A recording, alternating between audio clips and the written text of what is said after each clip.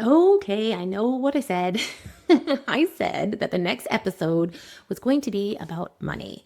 And when I said it, I fully meant it. But then, right after I recorded that last podcast, if you haven't yet listened to it, the one about risk, go listen to it, something else came through.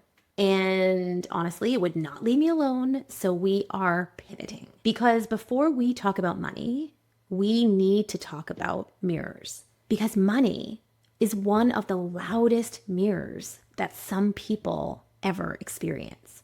It reflects your decisions, your risk tolerance, your identity, what you believe you're available for, all of it. And if we skip this part, if we skip understanding what mirrors are and how they actually work, I feel that some of you will hear the money conversation and still miss what it's trying to show you. So, this episode is the bridge. And this episode is also an example of a real life, real time mirror. You don't have to share with you something so interesting. When I first started this podcast, I started planning for it. I really thought and was a little bit wary of this idea that, I don't think I'll have, enough to say, or how am I going to come up with these ideas or concepts, or, how am I going to get quote unquote enough guests? And I didn't realize until I actually did it, having the podcast be a mirror to me, that all of that was just the gap between what I thought would happen and what is actually happening. And that's a mirror in itself, right? This in real time right now, my choice to follow my intuition and pivot, even when I said I was going to do something. Trust me when I tell you this is so hard for a ruling number 11 and a Virgo rising. This mirror is asking me to trust the pivot even when it doesn't match the original plan. And it showed me perhaps where I was underestimating myself. And so you see how this is like real life imitating art, art imitating real life, whatever it is, we're going with it. This important discussion today around mirrors and what they are showing you in your life. And it all started from a question. Hey, listen, full disclosure, this wasn't even a podcast episode until about 10 minutes ago. But considering it's April and the energy is moving so fast with so many questions and the importance of questions and having fun with these questions, I couldn't not. And so here we are. So here's what happened. I was doing a live reading on Instagram. I had created a template for this full moon and I was sharing messages that came in the moment. And I pulled a card and what popped into my head, what I said was, what would I do if I lived a life with no mirrors? So let me pose this question to you. What would happen? What would you do? Or even, I guess more specifically, what would change if you lived a life with no mirrors? And I don't just mean literal physical mirrors, although we'll get into that in a second. So it's not just checking yourself before you leave the house. I mean no mirrors, no reflection, no feedback, no how did that land, right? No scanning of the room to see if people approve, right? Because that's what people are. They are mirrors of us. And so what if it was just you moving, expressing, deciding? No mirrors, just pure expression without the reflection. And I had to laugh. I didn't say this on the live, but as soon as I got off the live, I was kind of laughing because I was like, okay, wait. If I'm being completely honest, there are days I basically already live like this, not intentionally, just out of like pure chaos. I will leave my house, walk the dog with the kids, do school drop off. I'll go to Pilates, I'll run errands, and then I'll come back and I'll hop on a Zoom call. And I will catch a glimpse of myself in the reflective surface of the computer. And I'm like, oh, wow. Like, that's what we went with today.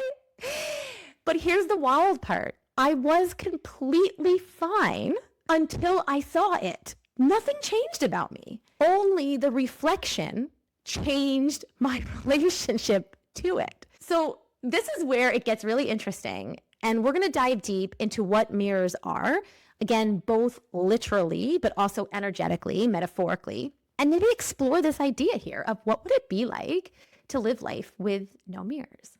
I guess let's start here. What is a mirror, really? So at the most basic level, it is a surface that reflects light back to you, or an energy that reflects light back to you. That's it. But the word mirror actually comes from the Latin word mirari, M-I-R-A-R-I, which means to wonder at, to marvel.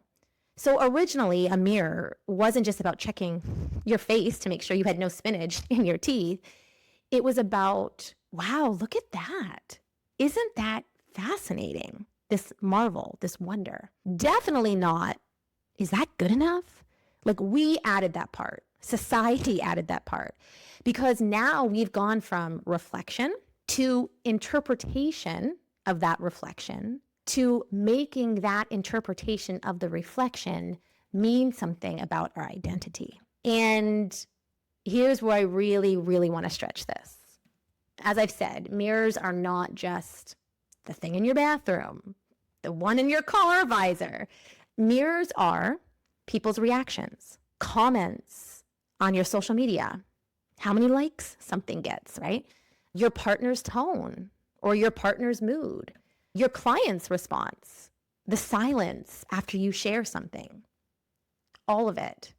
These are all mirrors, all reflecting something back to you, and all answering the same question. Who am I according to what is reflected back?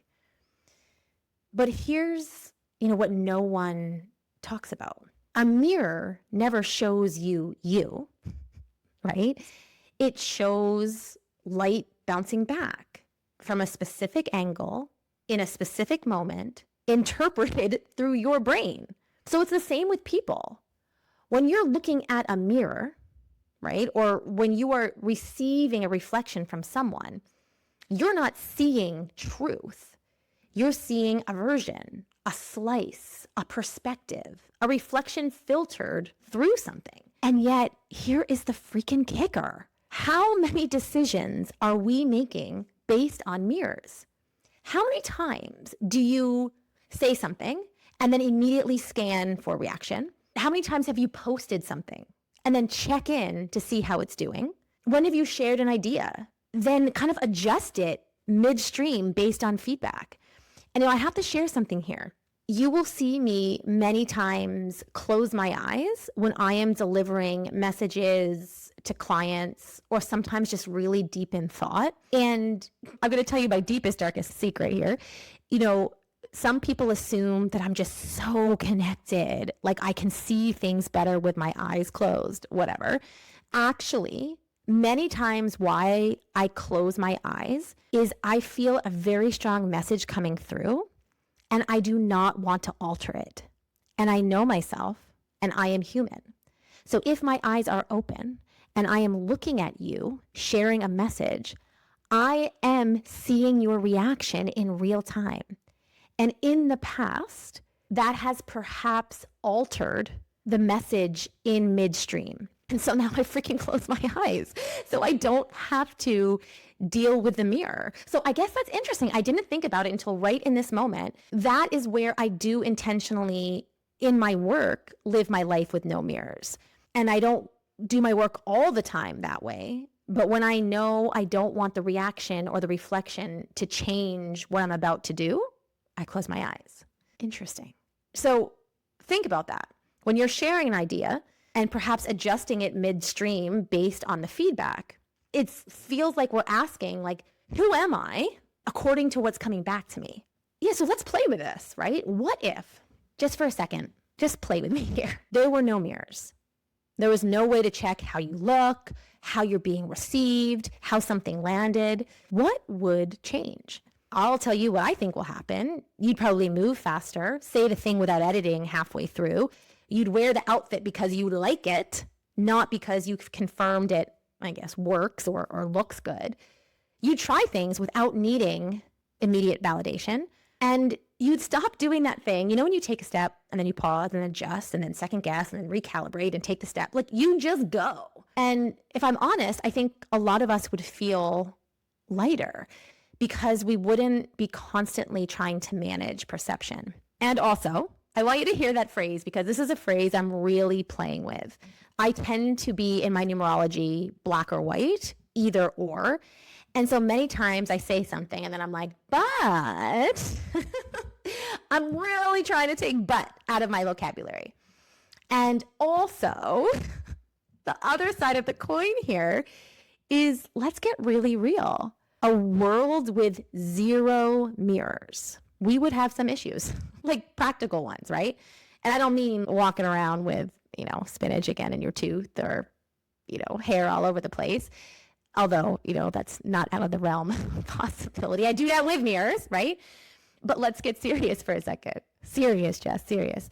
Mirrors do help us see impact. They help us understand how we affect people. Mirrors do create connection. I see you seeing me. Mirrors refine how we communicate.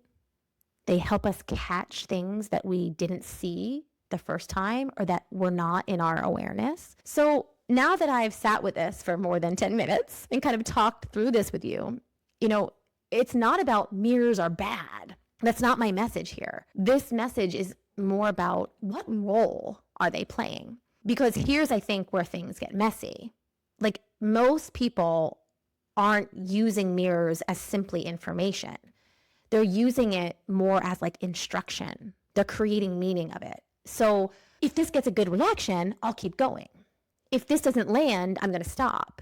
If they approve, I'm on the right track. And if they don't, I need to change, right? And now suddenly, like we're not leading, we are reacting. And this is so cute because it reminds me of babies. Like, have you ever seen a baby see themselves in the mirror for their first time? It's so freaking cute. I probably have so many pictures of my kids like literally licking themselves there. They're like so in love with the reflection because they're not like, is this like my best angle? They're literally like, what the heck is that? They're laughing. They try to touch it. They're trying to interact with it. It's like total curiosity, play, wonder. And then when you step into the mirror with them, it's like freaking mind blown, right? But they're not forming anything about their identity with it. So somewhere along the way, we kind of went from, that's interesting. Let me wonder about this. Let me marvel this. To, this means something about me. Remember how we said reflection moves to interpretation, which then moves to identity. Right when I got off the reading today, I just thought about my life in real time. And this is like such a huge theme in my life right now because I'm naturally a bit, not ridiculous, kind of like I just sing, I dance, I fool around. I say things like slay queen, like with like just full commitment, right? And this is not new behavior. This has been consistent. But let's talk about the mirrors in my life, my kids. So when my kids were younger, I was freaking hit, like standing ovation energy. They would laugh, they would join in, they would copy me. I was basically kind of a celebrity in my own house. I was getting so much back from them when I was like kind of being a goofball or, being funny. And then now that they're getting older, I have a tween and like a wannabe tween, essentially. Something shifted. Same me, same behavior, but a different mirror. Now, when I say slay queen, eye rolls, right? I get eye rolls. I get, mom, stop. And my personal favorite, which has been happening more often, is like literally walking/running away from me in public, like pretending they don't know me. What the heck? But here's like what I want to point out and what's so interesting about this. Nothing about me changed. Only the reflection changed. And if I was not aware of this dynamic, if it wasn't so obvious as, tweens and a mom, it would be very easy to make that mean something about me. Like maybe this isn't landing anymore. Like maybe I'm being annoying. Maybe I should tone it down a little bit. Like maybe this version isn't it anymore. But that's the trap, right? Because if I let the mirror define me, then I would constantly be shape-shifting based on age, audience, mood, environment. And I would lose the one thing that actually is consistent, me. What actually changed? Their lens, their age, their stage of life, their awareness of social perception, their relationship to being seen. They moved into a phase where, cool matters more than fun, or whatever phase they're in. And here's the thing, their phase will continually change, right? And that is not a reflection of my truth. That is a reflection of their current filter. So this is the lesson. Sometimes the disorienting thing isn't that we changed, it's that our mirrors did. And if you are not anchored, you are going to start editing yourself to match the new reflection.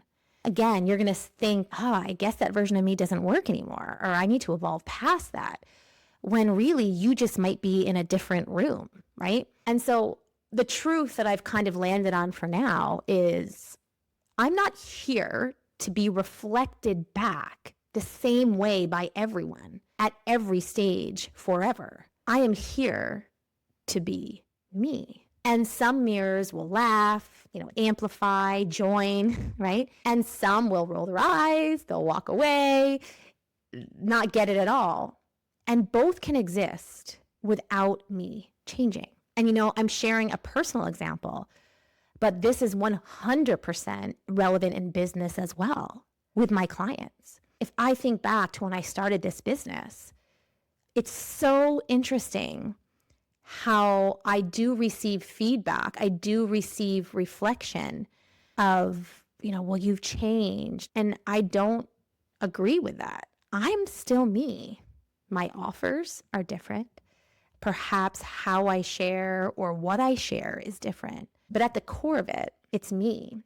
But my clients have changed. And that reflection has changed, right? And if they are used to reflecting, depending on who they are, in what stage of their life or their business, it's going to be different.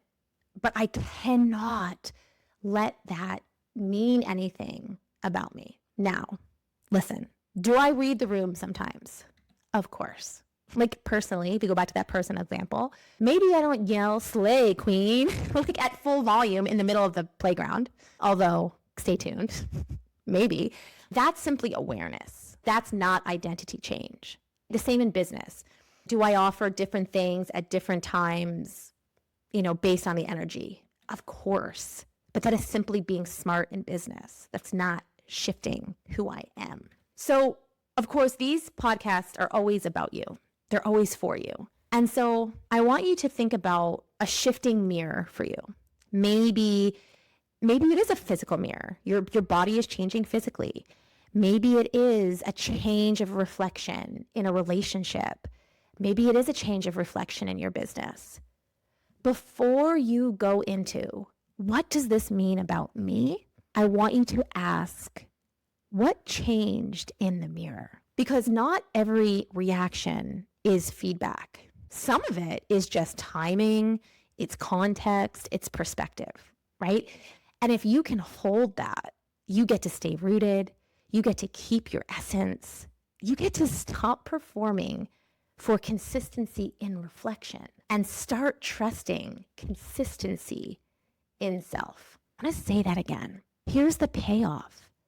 You get to stop performing for consistency in reflection and start trusting consistency in yourself. And for me, this plays a very vital role in my life. As many of you know, time is my greatest resource. It is the resource that I value most. And honestly, if I had to think at all about what I was going to say, how I was going to look, if I really had to question that before I showed up, I would waste so much freaking time. Whereas I just show up and say the thing, not because I don't have to think about what would Jessica say, because it's me. I know what I'm going to say in the moment, so I don't need to prepare for it, right? And going back to those mirrors, because I think sometimes this is hard, especially in relationship, like I'll honor that right now. My kids are going to circle back. They're going to think I'm funny again. And, if not, I'll still be here dancing in the kitchen, singing at the top of my lungs in the car, totally unbothered, because I am not here to be approved by the mirror. I am here to express regardless of what it reflects back. So after all of this, I'm laughing. I think I've changed the question. So maybe the question isn't, how do I live life with no mirrors? Maybe the question is, how can I play with mirrors? Or how can I stop taking mirrors so seriously? Or how can I stop putting meaning on mirrors? Yeah, what if a mirror was just, that's interesting, versus that defines me? And, maybe the real invitation underneath it all here, especially with this playful energy that we're in right now, is this. Where can you loosen your grip on reflection? Where can you loosen your grip on reflection? But in order to do that, you first got to ask yourself some really honest questions. So here we go. Where am I waiting for reflection before I move or before I decide? What decisions would I make if no one could respond? Where am I overcorrecting based on feedback or reflection? And what do I actually want? Or what do I actually like without input? And then once you kind of answer those questions, it might take you a little bit. How can you turn that into action? Where can you start living that? So where can you post on social media without checking? Where or when can you start speaking without scanning? Speak with your eyes closed. Tell them Jessica told you to do that. Oh my gosh, can you imagine? Where can you wear the thing without confirming? Oh, hey, does this look good? Right? Where could you try something without knowing how it's going to land, at all? Because here's the thing. We are not meant to eliminate mirrors. We are meant to stop outsourcing our identity to them. So I guess what I want to leave you here with is this. If you didn't have any mirrors, not your phone, not people's reactions, not feedback, just you, what would you do? What would you say? What would you choose? And then freaking do it. Don't wait for the reflection to confirm it. You're not meant to live life without mirrors, but you are meant to stop mistaking mirrors for truth. The podcast that wasn't meant to be a podcast turned into 23 minutes, but I think it was a really important conversation to have. So I'd really, really love your thoughts on this. How do you feel about this concept? What did you learn about yourself in this conversation? And not only, this is interesting. I didn't think about this, but I think this is my takeaway from this whole conversation is, as I said, I'm pretty aware of living life without mirrors or just not making meaning out of mirrors. And what is my role as a mirror? This is interesting. This is my takeaway and my biggest thing here. If I know that I am a mirror for others without taking on responsibility that isn't mine to take on, but how can I be a more conscious mirror? Or how can I be a better mirror? I think I practiced this many times as a mom. I'm very, very aware of my reactions, or I try not to have a reaction, especially when my kids are telling me things, because I don't want my reaction to mean something for them. I'm not here to tell them what their truth is. They're telling me something. And so, many times, I'm a very expressive person. I do have to hone in on that poker face and just be really aware of my role there. Starting off the podcast with a question and ending the podcast with another question. Welcome to my life. No wonder I don't have time to look in the freaking mirror and brush my hair or get the coffee stain off my shirt. Just kidding. I'm not that much of a hot mess. Although, you know what? I think I am. And that's okay, because I spend my time doing what I love, which is having conversations like this with people like you. So after talking about mirrors and really understanding how sometimes they're uncomfortable, sometimes they're confronting, sometimes they're exactly what you need, and also understanding and accepting that just sometimes you can't see yourself clearly, not because you're doing anything wrong, but because you are inside of the situation. This is where having a mirror on purpose and intentionally choosing a mirror can be really powerful, because a clean mirror, right, doesn't judge you. It doesn't distort you. It simply reflects back to you what is actually there so you can work with it. And that's a lot of what I do with my clients. I step in as that mirror, not to tell you what to do, but to show you what is already happening in your energy, in your patterns, in your timing, so that you can make decisions from that clarity. So if you've listened to this episode and you're like, okay, I feel this, but I can't quite see it for myself, that's exactly what my energetic audit is for. You bring a question, something you're navigating, something, that you want clarity on, and I reflect back to you what's actually going on through your chart, what's ready to move, and what your next step is. Clean, usable insight. And this is a beautiful offer, especially for someone who is just stepping into this work and who wants an experience with what this can look like. If this is something that is interesting to you, you can check out the link in the show notes. And thank you so much for being here. I'm so grateful that you choose to spend your valuable time listening, and I can't wait to connect with you on the next one. Bye. Thanks for being here inside the Energetic Advantage. If today's episode opened something for you, share it, tag it, or send it to the person who popped into your mind. And remember, energy first, strategy second. Your advantage has always been in you. Now it's time to lead with it. See you next time.